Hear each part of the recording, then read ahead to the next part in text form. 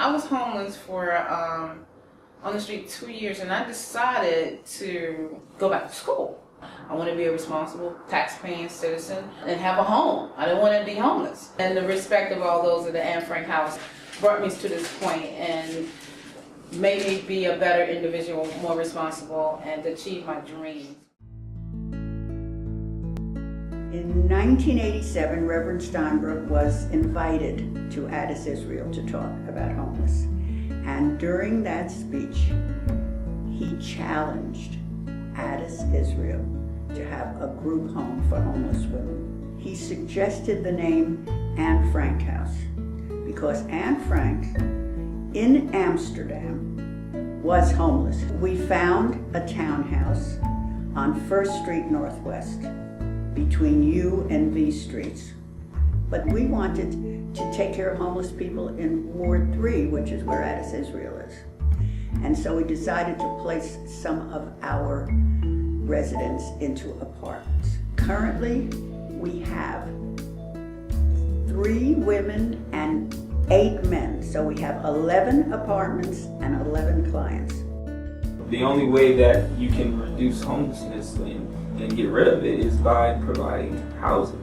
You know, so what better sense does it make send them on to the employment and then also be able to say, hey, now that you're working, we can also offer you a rental subsidy to kind of give you a kickstart.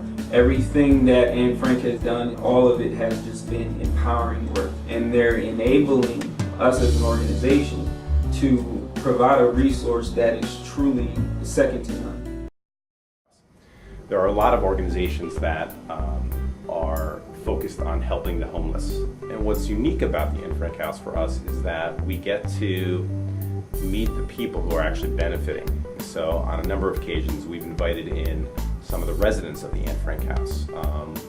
One in particular that stands out is George. George has been gracious enough to share his story with our students on a number of occasions.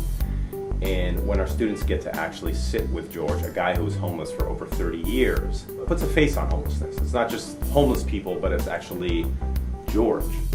So our religious school works very closely with the Anne Frank House. Every year we hold a mini walk for the homeless. Usually we have between 200 and 300 students and parents and members of the community coming out. And we've, I know, raised some years like $10,000 for the Anne Frank House.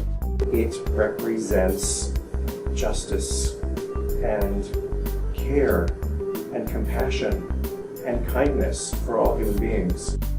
All these years, Anne Frank House has run a model housing program, and remarkably, they've done this with no paid staff.